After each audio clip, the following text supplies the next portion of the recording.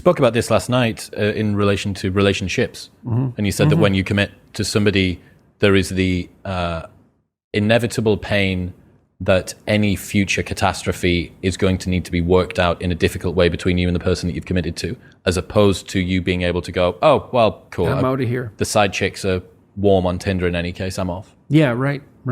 Well, that was something I really learned from reading Carl Jung. He thought about marriage as, he used alchemical symbolism as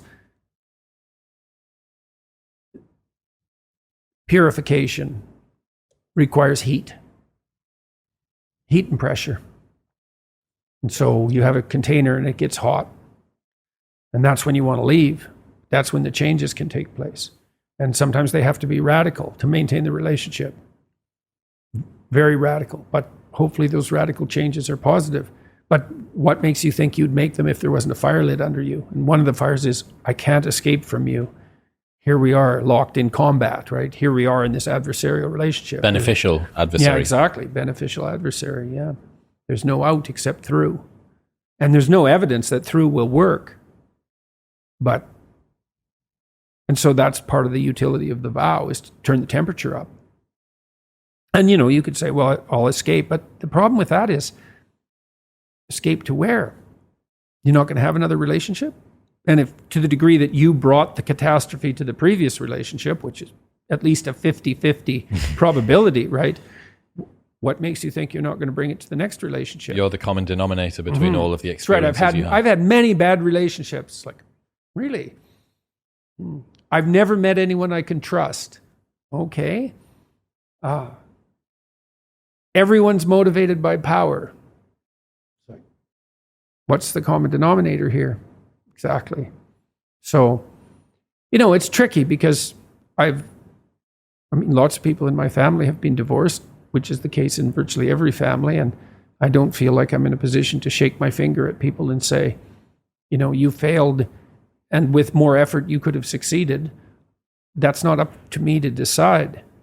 And many of those people have gone on to have more successful relationships the second time around. But that doesn't belie the initial point. And besides, even the people who went through a divorce wanted to get married again, they still see utility in the vow and the container. So, you can't make these things into inviolable absolutes. 0 divorce, 0 drugs, 0 climate change. No, that isn't how the world works. Partly because there's always the snake in the garden, right? There's no 0. Not without the application of increasingly totalitarian force. There has to be some leeway, but you don't blow the whole systems apart just to provide some leeway. It's a very difficult thing to negotiate.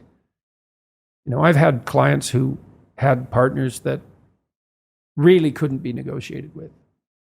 The whole idea of negotiation wasn't negotiable. And I didn't see they really had any choice to either maintain the millstone around their neck and drown or to leave. It's an awful choice, but that doesn't mean that marriage is a prison that no one should ever enter. It just means that things are complicated. What's happening, people? If you enjoyed that, then press here for the full, unedited episode. And don't forget to subscribe. Peace.